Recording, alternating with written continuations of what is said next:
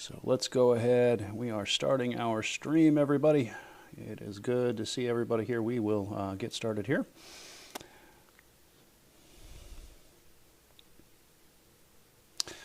All right, everybody. Hello and welcome here. Hopefully everybody can hear me all right. We are live right now. We are broadcasting, streaming from the studios here. We're also live on Discord, WB here, and we are going to be doing another one of our live streams where we do a little bit of talk around certification. Specifically in this one, we're going to be talking about CompTIA's Security Plus. That's right, SY0-701. If you are not familiar with the current exam code for CompTIA's Security Plus, we'll tell you, like I said, we are in Florida right now. I believe the heat index right now is about 110, so we got the electric cloth out here. It's going to probably keep me from melting away during the live stream. But rain, we had storms coming in, but kind of like the United States Postal Service, right? Rain, sleet, snow.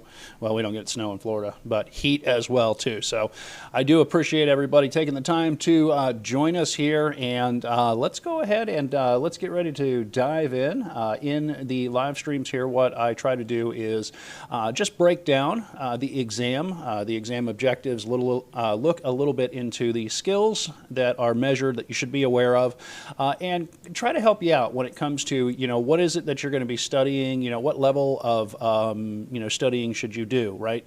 There's a difference between implementing something and explaining a technology, right? That requires a different skill set, certainly requires, a different level of study. And that's what I want you to know a little bit about as we go through a variety of the different certification exams, specifically to the ones with CompTIA. So this one's going to be, should be fun, and I'm going to try to make as little mistakes as possible. By the way, I will tell you, we're going to be revisiting every single one of the certifications that we talk about. As these get a little bit more popular, we get a little bit more notoriety around them, so that we can bring in people that are studying for these certification exams. And you can, discuss them with me. I do want to keep you in mind, too, that we are also streaming these live on our Discord server. And this is a way, too, that you can continue the discussion after the live stream ends on YouTube. Remember, the link is in the description below. If you do like some of the content that you're seeing on the channel, support the channel. Remember to like, share, subscribe. Comments are always welcome. Click that notification bell so you'll be aware of the content as it comes out. And like I said, continue the discussion with us on our community Discord server. We are a growing community, and there are resources there that are available for you, including every one of the slide decks that we have here on Talking Certs. So you can go there and you can download that information as well. All right, so with that being said, let's go ahead. Let's talk a little bit about myself. Again, my name is Wes Bryan, or WB. You can find me on LinkedIn as well as Gmail. Don't hesitate to reach out to me. You can also find me on X, formerly known as Twitter, right? And the big important one, I'd like to see people here join us on our Discord server so we can continue all the silliness, right? And there's plenty of resources there to help you out as you study. So as I create content, one of the things that I like to do is just keep in mind that we've got a lot of people out there that maybe don't have access, to a lot of training when it comes to money-wise, and that's why we're here doing this. So moving on. When we look at Security Plus, what I want to do is talk first about the domains. We do a domain breakdown. We talk a little bit about the weights of each domain. And then what we're going to do is we will look at some of the skills that you have to know as well as the skill levels. So with that being said, breaking down the CompTIA Security Plus exam, we are looking at the very first domain. 1.0 is General Security Concepts. This really comes in At the smaller end of the domain weights, when we look at the variety of domain weights that we have here, so keep that in mind. There are a lot of things that we have to be able to explain in this domain and summarize, so it is about identification. A lot of flashcard material for you there, when it comes to studying that domain. But we'll break this down a little bit more as we proceed through the live stream. Next is Domain 2.0. When we look at Domain 2.0, this is threats, vulnerabilities, and mitigations, coming in at a 22% of the overall, weight on the exam. Keep in mind here in the SY0-701 or Security Plus exam, there are 5 domains. That's how it's going to break down. When we look at Domain 3.0, this is going to be your security architecture, and that is coming in at 18%. 18% of the overall weight of the exam. So that kind of breaks down the first 3 domains. Hey, Furious George, welcome back, and as always, thank you for being here and supporting the channel like you do. I appreciate you being here. If you got any questions, don't hesitate to drop them in chat. Remember, and I know you're part of our Discord server, we're also streaming this live on Discord as well. Trying testing out new things, right? Making more than one way that you can view and consume the content. All right, so next up, when we look at the next domain, we move into Domain 4.0. We have security operations. Security operations is pretty heavy. Look at that, 28% of the overall 100% breakdown of the CompTIA Security Plus SY0-701 exam. So a lot of weight there. When we look at the very last one, that is Domain 5.0. All right, when we look at Domain 5.0, we're talking about security program management and oversight at 20%, 20% of the overall exam objectives. Hey, TC, how we doing there? So is it better to go for your Net Plus first than Security Plus? Here's what I tell most of the students that I've trained and exam candidates. I would encourage you, you certainly don't have to go this route, but I would encourage you to take Net Plus first because we really have to understand the foundational concepts of what we're protecting. And the great thing is, you don't have to, but if you study the Network Plus topics, you get really good with them, then it's going to become kind of just the foundational for what you're practicing and what you're protecting as you move into Security Plus. So again, I know it's easy to say, hey, take this exam, and this exam. When money's tight, I understand that. But I typically say, get your core foundation from CompTIA, A+, Net Plus, then move into Security Plus. And the reason I say that is because in A+, we know it's all about hardware and operating systems, but you get a little bit of Network Plus and a small bit of security, right? But then when you move into Network Plus, obviously it's all about networking, but you've learned a little bit of that networking, those networking concepts inside of A+, right? So you're already kind of prepared for some of the stuff that you're going to see in Net Plus, right? Certainly not blindsided like you are if you're just starting out and you tackle A+, which isn't so much technically deep as it is 15 miles wide, right? A lot of concepts. So if we continue that thought process and we move this into, going from Net Plus into Security Plus, when you have that good foundational information, that foundational, those concepts and technologies, really understand what it is that you're protecting, it's going to help you out a lot more when it comes to Security Plus. One of the things that I typically tell people is, when it comes, we want the flashy stuff, right? We want the stuff that's fun. Nobody wants to sit around and do documentation all day. That's boring as all heck, right? We want to work with things like Burp Suite, Metasploit, right? We want to learn maybe some red team and blue team type activities, but we really have to learn kind of like the jargon. We have to learn what it is that we're protecting, and how those things operate, right? How protocols operate. What ports are they connecting on? Why might we block something like port 80 versus allowing something like port 443, right? Knowing the difference between those basics. So great question. And my advice is, if you have the means, right? It always comes down to means too, and necessity, right? If you can follow that path, but it's certainly not required. As you're going to see, as we move through some of the requirements, especially when we get towards the end and we start talking about exam objectives, you're going to see that some of the required knowledge for that is going to be kind of focused on that net plus information. So that's kind of why I mentioned, hey, net plus is very, very important. While it's not completely required, I would encourage you to do that because it's going to help you tremendously, not only with your core foundational information that you can really take from there as a nexus once you get Security Plus and go into any vendor specificity, right? So great question, and thank you again in that chat. Hopefully it answered it. If it didn't, we'll do some follow-ups. Please keep those questions coming. As always, thank you for joining us today. All right, so that gives us the 100% breakdown that we have for Security Plus. Notice that we have Domain 1.0, right, as a recap for some of you out there that maybe are listening to this through captions. Absolutely, TC, you are more than welcome. Thank you for taking the time to stop by the chat, too.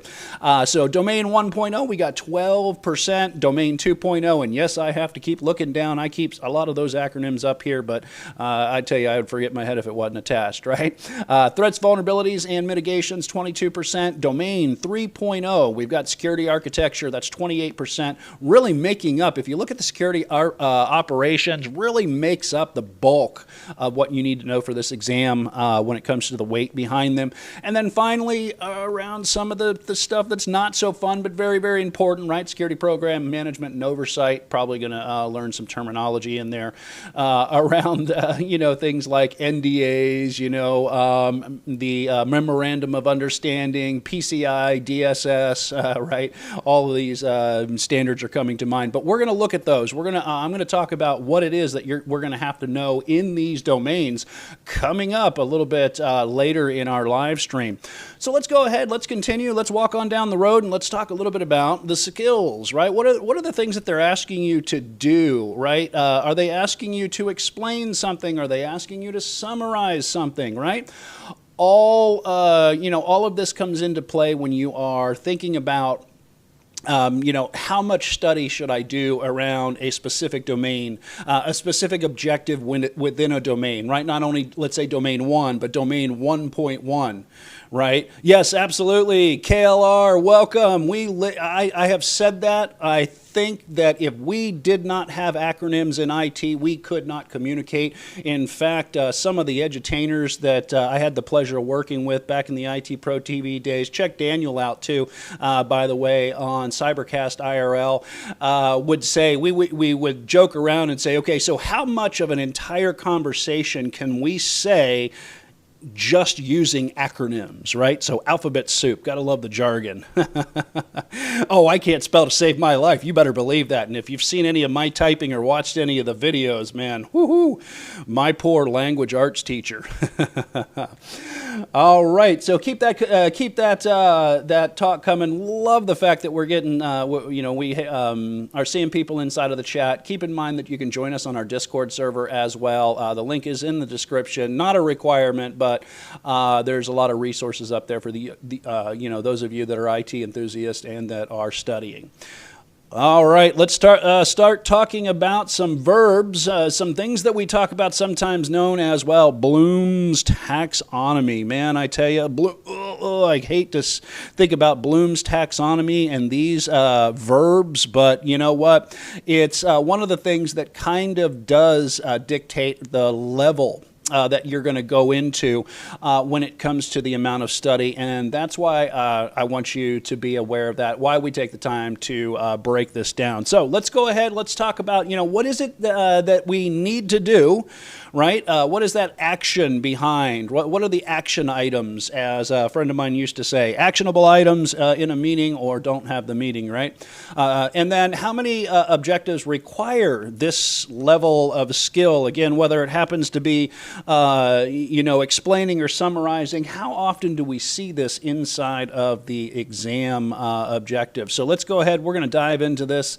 Let's talk about given a scenario. Well, you're going to see, if you've watched some of the other live streams around some of the other certifications that we've talked about, the given a scenario came out quite a bit. In fact, I'm going to revisit some of those because if you have seen some of those live streams, definitely towards the end, I had to make some edits live in the streams. So we're going to kind of revisit those to go from end to end as we, again, drum up more support for the channel. For those of you that are joining us, thank you. And I want to revisit these again. This isn't a one and done type thing.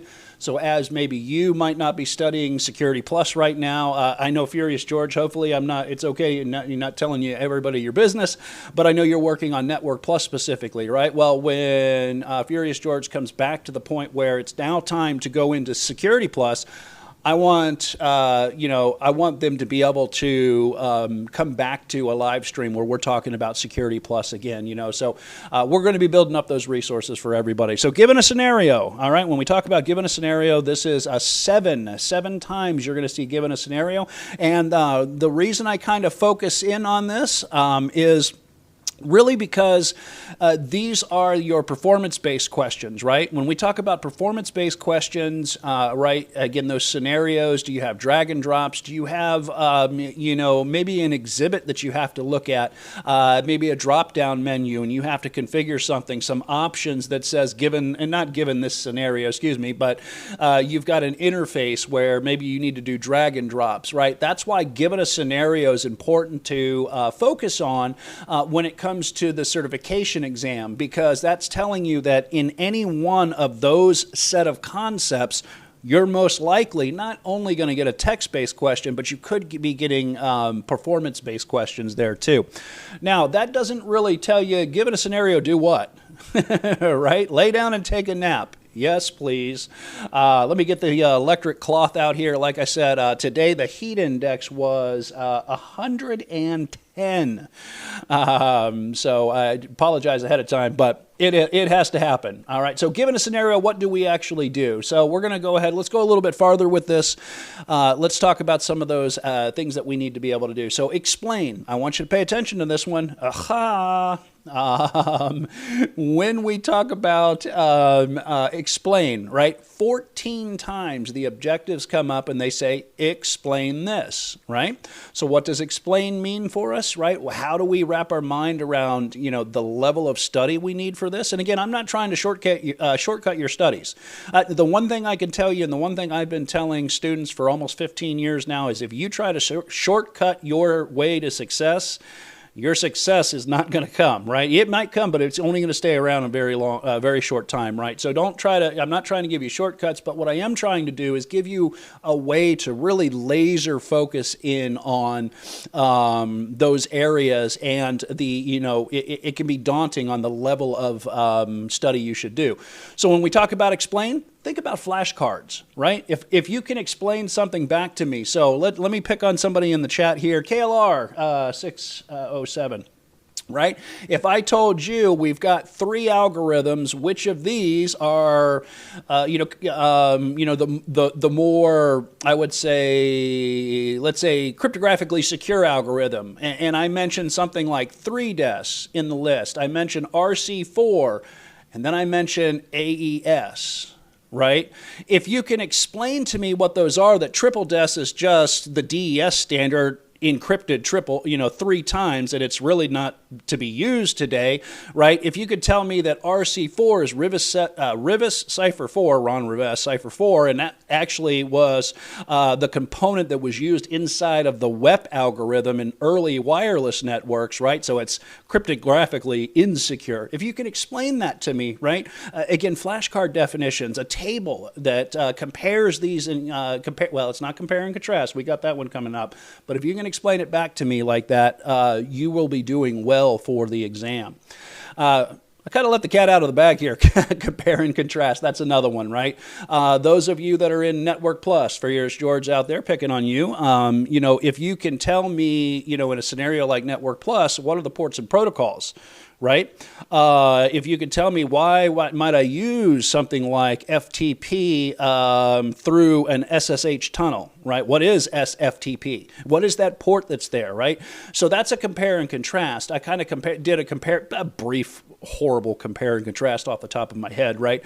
When it comes to encryption, but being able to compare and contrast different symmetric key encryptions versus different asymmetric key encryptions, right? If we look at certificates, right, we look at that public key cryptography service, I believe it is, the PKCS certificate types, right? Can you explain the difference between a .crt, a .cer? What is a dir certificate, right? Which one's binary, which one's human readable, right? If you can explain these, compare and contrast these back to each other, you're going to be doing good too. So again, we're still kind of talking, if you think about it, really talking about flashcard level material, right? That's going to change, I promise you. It's going to change. Use. Now we're changing something, right? The summarizing something and using something is completely different, right? So now we're not asking you to explain it back. This is where you're talking about a potential for performance-based questions, right? Again, where you actually, just like it says, you all are a very sharp crowd out there, not talking down to anybody. You have to do something with the technology, right? What is it that we have to do? Well, we have to be able to use it. Now, there are a couple that are, some that are standalone and some that are combined, and the next two categories that I want to talk about are an example of that. You'll see it in some of our previous live streams where I've called them standalone, but in this live stream, I'm not gonna say standalone, right? So implement and maintain. Now there's two things. All right, let me try that a little bit better. We've got to implement something, again, kind of like the use, right? We've got to be able to apply what we're actually learning. Right now, it's the application of what we're learning. Right? So this is something that we have to keep in mind too. We also have to do ongoing maintenance with something, right? So let me give you a very brief example, right? So I need to be able to implement antivirus software. Right? Well, I also have to maintain that antivirus software. Very generic explanation, not telling you that's going to be what's on the exam for sure, but maintaining it is, now I have to make sure that I have the definitions up to date. I have to schedule scans, right? Implementing it isn't going to be the same thing as implementing it and maintaining it, right? Implementing it by itself, which is the next one, might as well bring this out here because it's 2 times across the exam, right? Implementing is I install antivirus software, I schedule daily scans, and I walk away from it, right? Kind of a one and done type mindset, right? So notice there's a subtlety there, but it's enough of a distinction that I think it warrants mentioning, and that's why I try to mention these when they're they're standalone versus when they are by themselves too. That is right. Install Linux. So Furious George, you're going to like this one. What do we call a Windows recovery disk? I wish I had some Jeopardy music here. I'm going to be bringing into the switcher, by the way. I got a little Mac Mini over here. I think I might be able to bring in a little bit of music so you all don't have to always listen to my melodious voice that is the nails on the chalkboard. But yes, we call a Windows recovery disk a Linux live CD. That's right, ba-dum-bump. So, moving on. So now we've got implement here. We talk about implement and maintain. We talk about implement 2 times between each of them. Understand that one is standalone and one is coupled with maintenance, ongoing maintenance too. Next up, we have application or apply, just generically apply, right? You can see this, applying this is twice. So I want to take a second here and just kind of refer back to our given a scenario, do this, right? So given a scenario, apply this. Given a scenario, implement and maintain such and such, right? So to say give it a scenario by itself isn't enough. I want you to understand that should put you in the mindset that those are most likely coupled with these actions such as use, implement, and maintain, implement, and apply. You're probably going to see performance-based questions around those. So get prepared when we go into the exam and you see this kind of verbiage and we look at those exam objectives. I want you to be prepared for that, right? And that's why, again, just taking a second to plug our Discord server. server, right? At the end of each one of these live streams, I will export out this slide deck, and you all can have it, right? You're more than welcome to use this for your studies, so keep that in mind too. All right, then we have troubleshooting. Now, when we look at troubleshooting, notice that troubleshooting is another one of these where we have to actually, again, implement, apply. There's something that we have to actually, the practical application, because apply keeps coming up, and it's, boy, is that redundant, right? So it is the practical application of something that you're learning, not just the summarization, not just the flashcard level depth, right, that we need to be aware of. And then finally, modify. And this is another one that I've seen too, where it was given a scenario, modify something, right? So notice that modify comes up once. Now, let's go ahead and let's kind of get into our mindset, right? With all of these different verbs, with all of the different objectives, how do they break down when it comes to the actual skills? Because this can help you to, again, have a plan of attack when it comes to your studies, right? So when we talk about grouped by skill, we start with understand, right? And when we look at understand, we have explain, like we mentioned 14 times, compare and contrast. We have summarize, and we have use, right? Understand.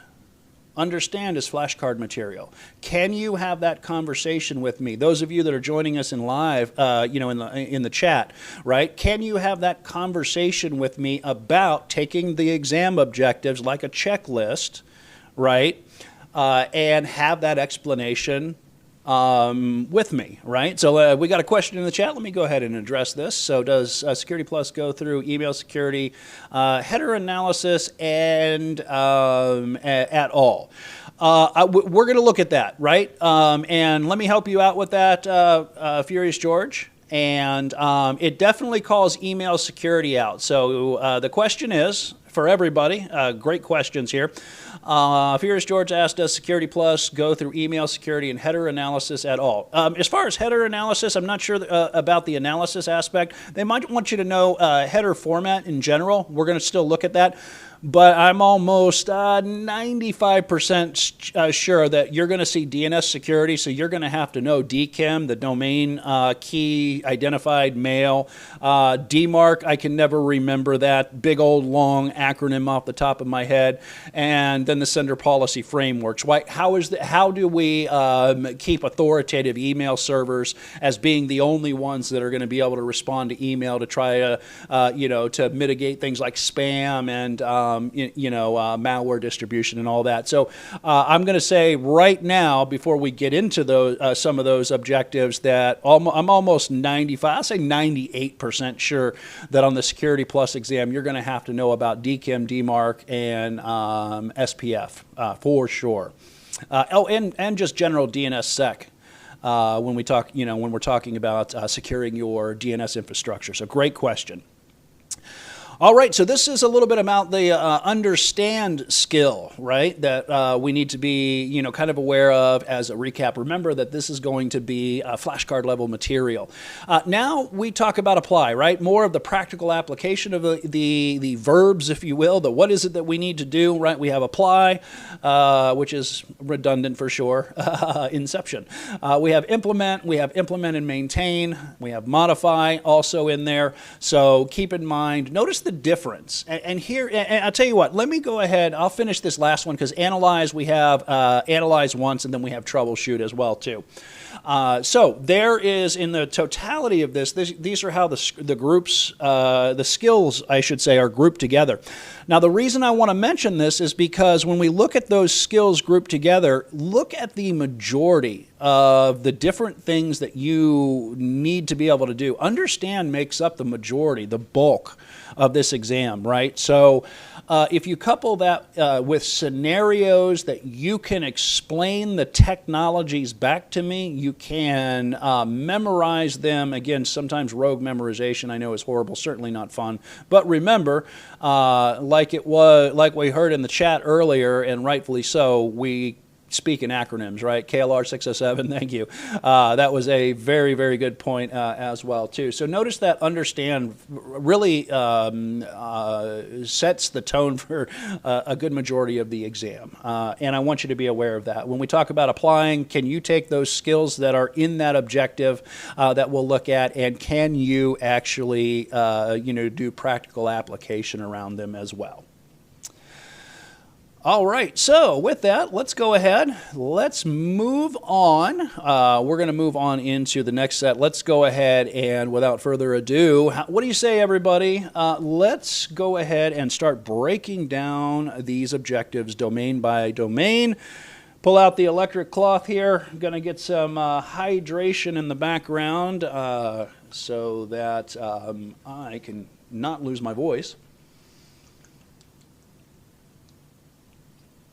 Boy, I tell you what, ice water is good when it is extremely hot outside. So I got me a holding tank of water out here.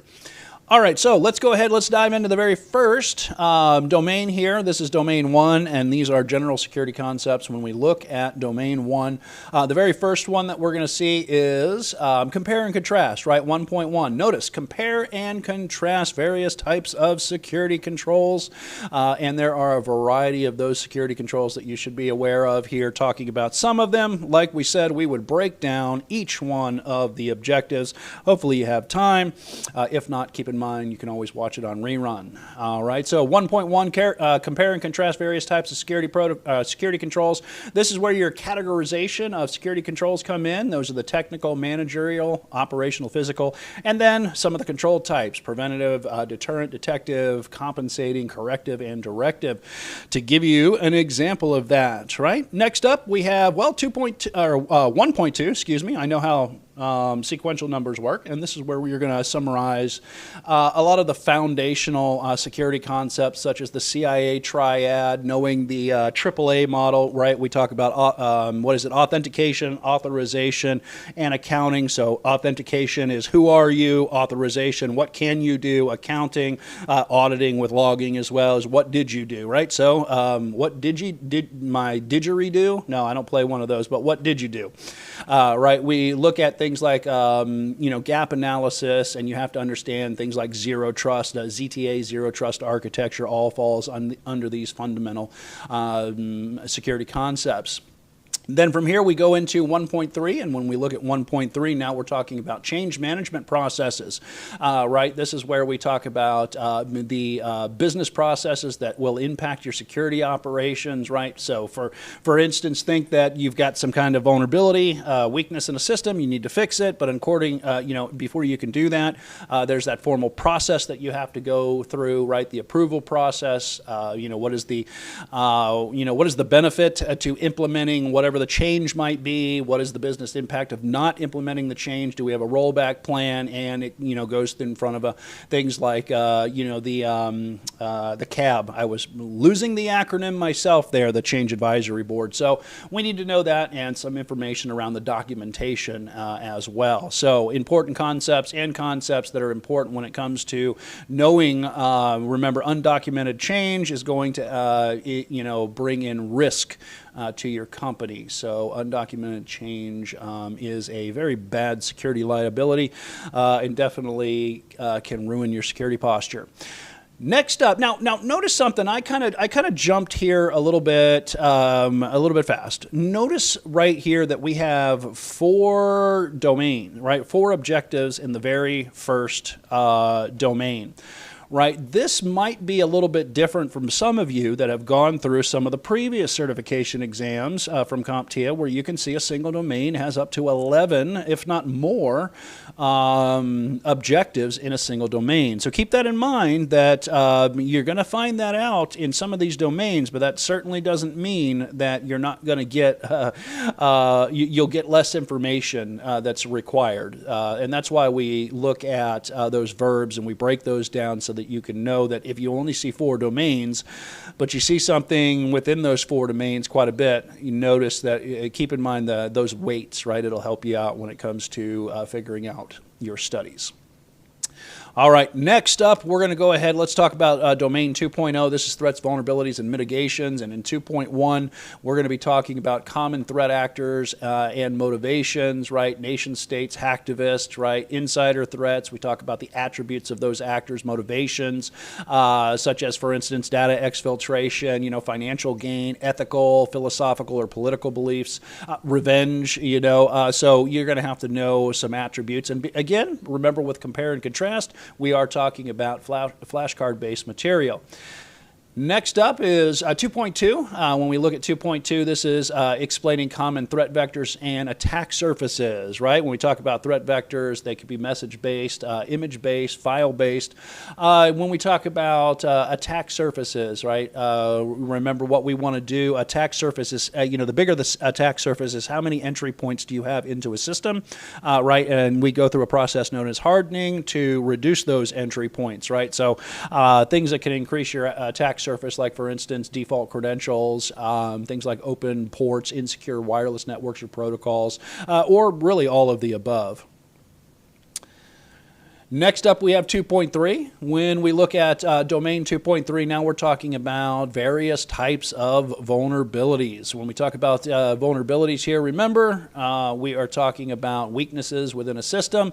And those weaknesses, there's a variety of different vulnerabilities that you need to be aware of. Things like memory injection, buffer overflow, race conditions. That's your CompTIA, time of check, time of use. You also have things like web-based, hardware-based, virtualization, and even things like supply chain all fall under this category. And there is more, by the way, things like, for instance, misconfiguration, things that we see in mobile devicing, whether it's side channel or side loading and jailbreaking, if you will, or rooting, as some of you in the Android side of things, I'm sure, are very, very aware of.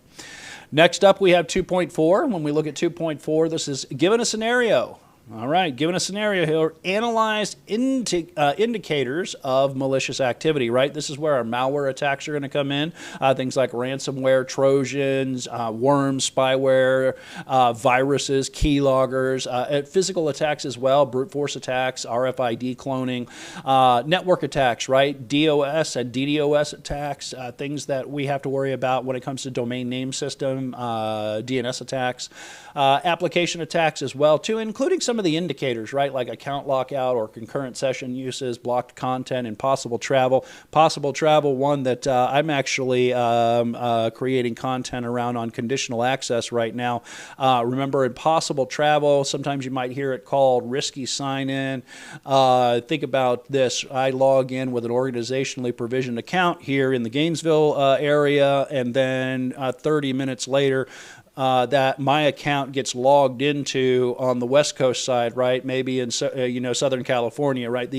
The likelihood of me being able to travel from Florida to Southern California in a half hour, unless we're going ludicrous speed there, thank you, Mel Brooks, we aren't going to make it. So that's impossible travel, and those are indicators that there is malicious activity going on as well.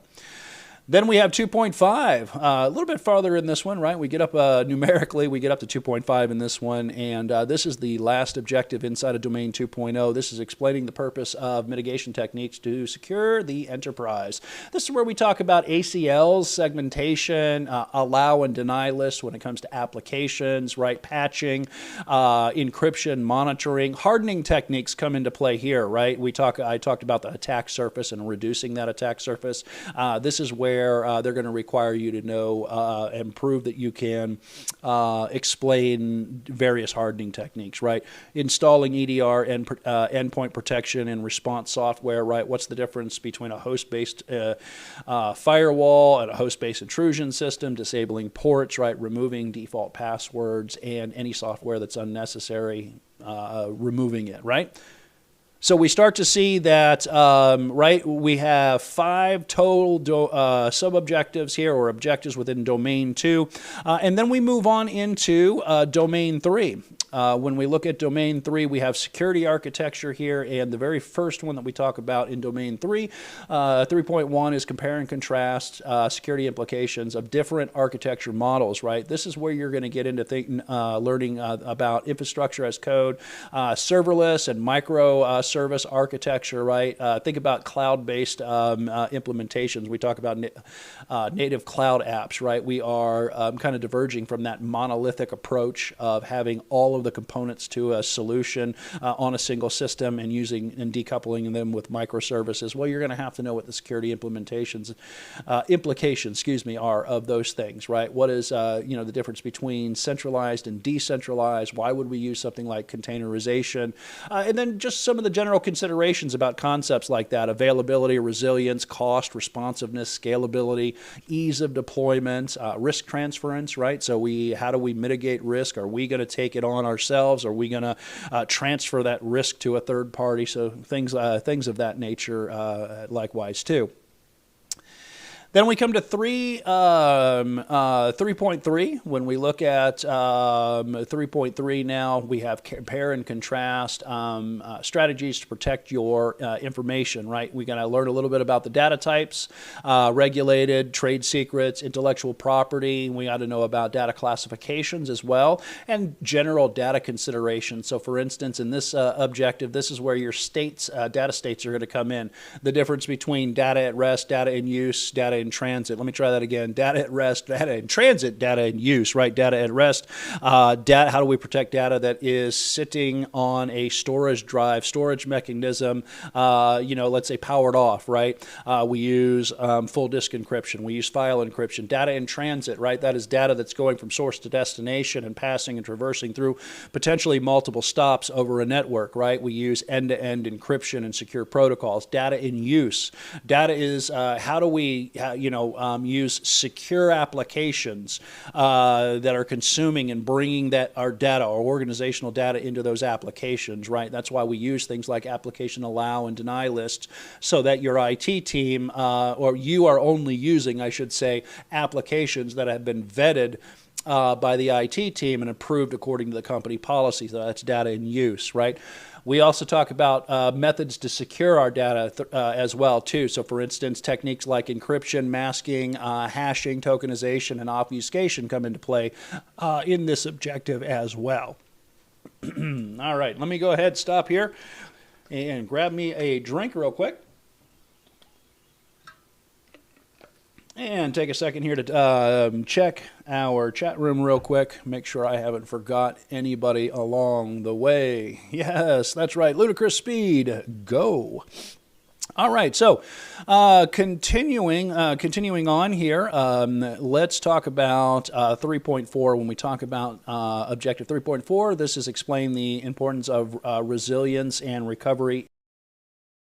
You're going to start talking about things like high availability, the different site locations, the difference between a cold, warm, and hot site, platform diversity, multi-cloud deployments or systems, doing different testing types, right, tabletop, exercises, failover, right, simulation, parallel processing, and how does that apply back to things like hot sites, right? Can I do parallel processing on a warm site? No, I can't, right? Because I still, even though it's got a moderate amount, I might be backing information up to that location. I still have to do some configuration, some staffing, versus a hot site, which is a identical duplicate site that is ready to go. So failover is almost instantaneous, right? So being able to know that, different backup types you're going to have to be aware of, including things like backup, power backup as well, too. Uninterruptible power supplies and generators. Now, as a question came in earlier, about, hey, should I take Net Plus or should I take A Plus, right? Well, this is one of the reasons I say that journey through those certifications helps you, because, by the time you get up to Security Plus, if this should be the third time you're seeing in the objectives an uninterruptible power supply, right? So you should already have some of that information that you need to be able to study under your belt. So that's why I encourage you to take these objectives, right? Look at them, take them as a checklist. And if you've studied this before, don't focus on them immediately, right? Move down the list, find something that maybe requires a little bit more of your time. All right, next up, we move into 4.0. Notice we only had 4 domains in 3 there, so now we're moving into security operations. And as a quick reminder, remember this is 28% of your overall exam. Regardless of how many objectives are here, this does contain the bulk of the weight on the exam. So when we look at security operations, the very first one that we need to talk about is 4.1, right? 4.1 is given a scenario, apply, right? Apply common security techniques, security baselines, hardening different targets, right? So at this point, you should be able to already explain what hardening process is, but now how do we apply that, right? A little bit different. Think about what we talked about, the skills that we need to apply, boy, that's redundant, the skill levels, right? Hardening targets, now that you know what hardening is, can you apply that to mobile devices, workstations, your network devices such as routers and switches, your cloud infrastructure, servers, endpoints, right? Mobile solutions. Do you know what MDM is? Do you know the mobile deployment models, right? What is bring your own device, or BYOD? What is corporate owned, personally enabled, COPE? And what is choose your own device, right? What are some of the connection methods? You look at wireless security as well. This is where technologies like WPA3 come in, that Radius, or the remote access dial-in user service. Even though maybe not called out, I wouldn't be surprised if you might even see Cisco's TACACS in there too, the Terminal Access Control Plus. And that again kind of takes you back to some of the things that you learned inside of Network Plus are still applicable here too. Then we have explain security implications of proper hardware, software, and data asset management.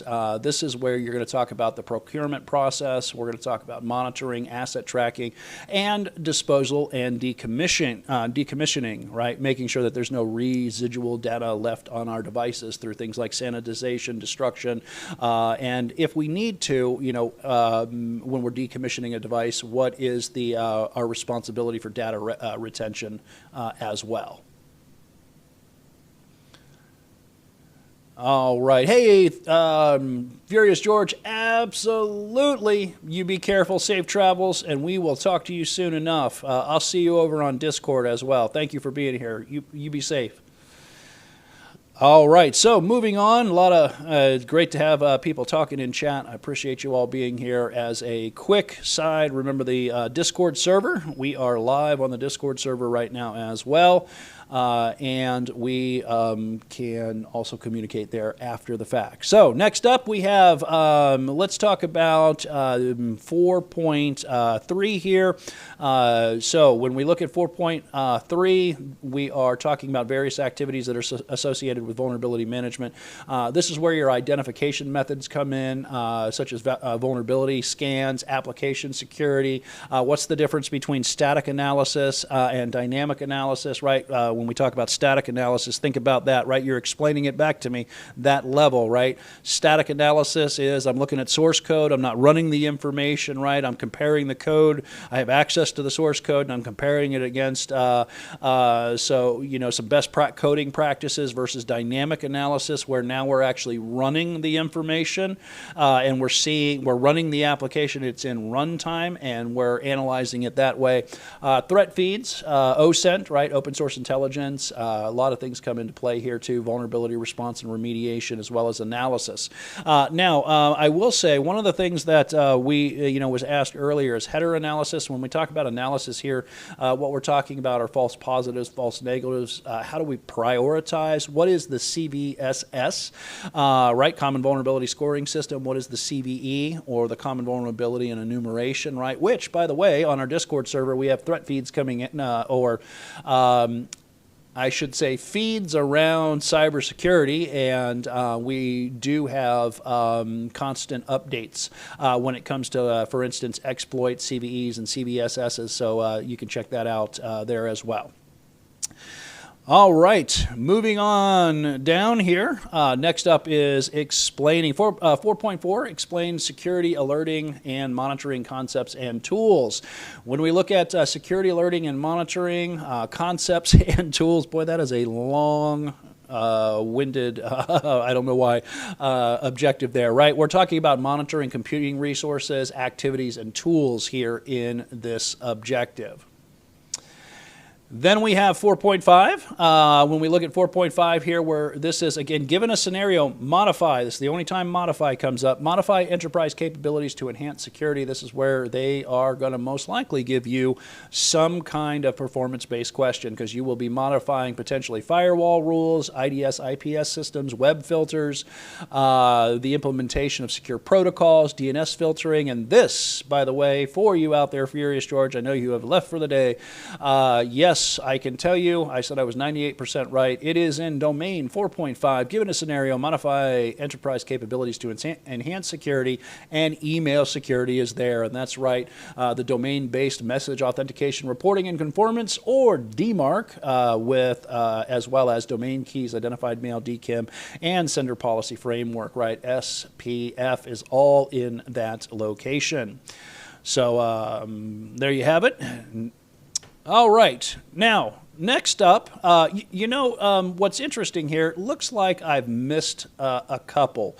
I'm going to go ahead and let's see here. All right, I want to go ahead and mention a couple that I don't have in the list before we get into 5.0, because there is a 4.6. 4.6, I'm going to go ahead and mention it. I'll put it in the slides. Those of you that are going to hop on over to our Discord server and get these slides, I will have the updates. As you know, my typing abilities are always great. So 4.6 is given a scenario, implement and maintain identity and access management. This is where a lot of things around things like multi-factor authentication, password best practices are going to come in, your authentication factors, and things like privilege access management tools as well. There is also 4.7. When we look at 4.7, again, remember this is one of your bigger exam objectives, or your weighted domains here. 4.7 is explain the importance of automation and orchestration related to secure operations. This is where you're going to have to explain use cases around automation and scripting and some of the benefits.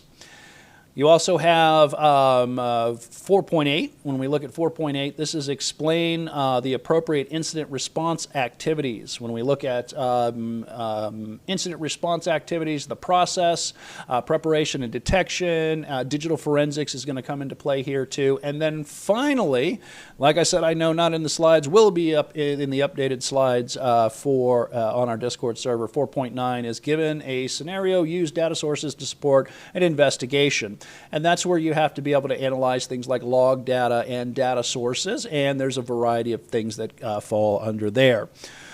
So there you have it there. A few extra ones that weren't in the slide deck, and again, they will be adjusted in the slide deck that is on our Discord server. So let's go ahead. Let's move into 5.0. Let's talk about the last domain, and then we will wrap our live stream up here discussing the exam or the exam itself. All right, so we have 5.1. This is not explain the troubleshooting methodology. My goodness. Well, you know what we're going to do? We're going to go ahead, and it does look like I have made some serious mistakes to this one. So I'm going to go ahead, and what I'm going to do is live on the fly, you're going to see me bring up the objectives, because apparently I did not get that last set right. So here is what we are going to do. I am going to go into the exam objectives with you, and we are going to go down here to the last set of objectives, right? So here you can see those objectives, and I would encourage you to go through go to CompTIA's website, and you can see these objectives as well. But the last one is security program management oversight, right? And that is summarize the elements of effective security governance. We also have 5.2. When we look at 5.2, this is explain the elements of the risk management process. Other ones that we have in here, we can see 5.3, explain the processes associated with third-party risk and assessment and management. And then 5.4 is summarizing the elements of effective security compliance. Right? And then when we look, we have our last objective, that is 5.5, right? That is explain types and purposes, the purposes of audits and assessments. And you can see the variety of things that we need to be aware of when it comes to that objective. So looks like we will have to do some post-editing here for sure when it comes to our objectives, because I just noticed that I did not do that set right. So let me go ahead. We're going to bring this back up. I'm going to switch this over live, right? Troubleshooting live from recorded television. And let's go ahead and end on a positive note. Let's talk a little bit about the Security Plus exam itself. And so you can know a little bit more about the Security Plus exam. All right, when we look at the Security Plus exam, the code is going to be SY0-701, and the questions are going to be, it's going to be 90 minutes max for your test. Understand that there's going to be some surveys in the beginning and the end that aren't going to negatively affect your exam time there.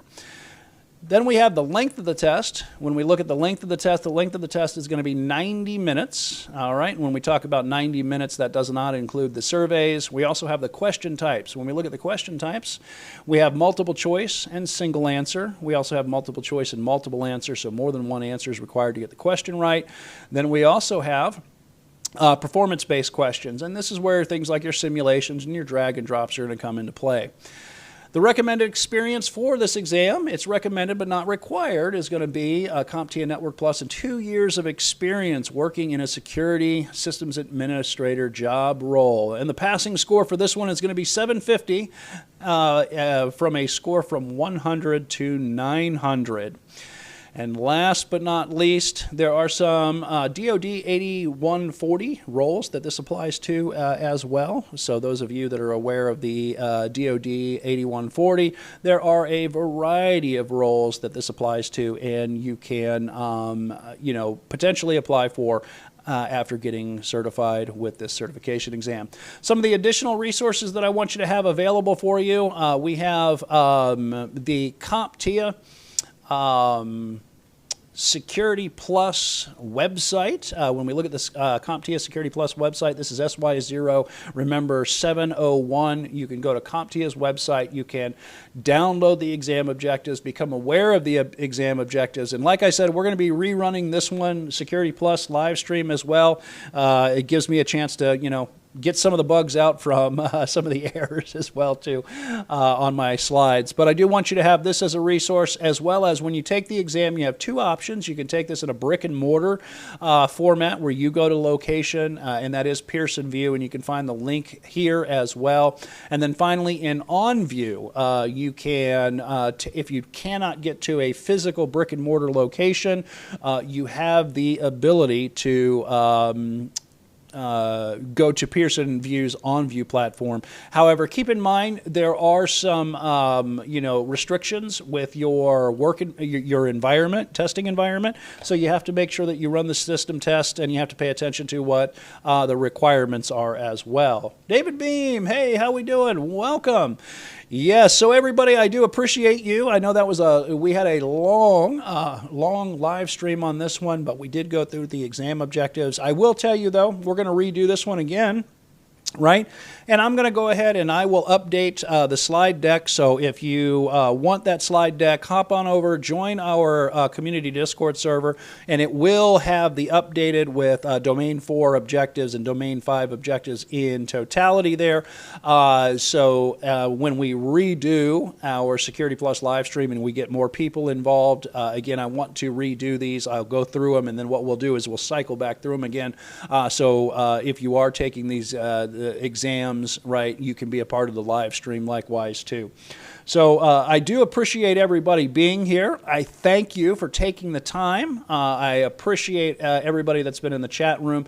I ask you if you have found this, if you found the information useful, if you like the channel, if you like the content, support the channel. Hop on over, subscribe, click the notification bell so that you're aware of when new content comes out. Comments are always welcome and they are encouraged. I'd like to hear from the community and some of the comments about maybe some of the certifications you might want to talk about in future episodes. So as always, I appreciate you all being here. Thank you for those of you that have stuck through the long session that we've had tonight, and I appreciate you joining me.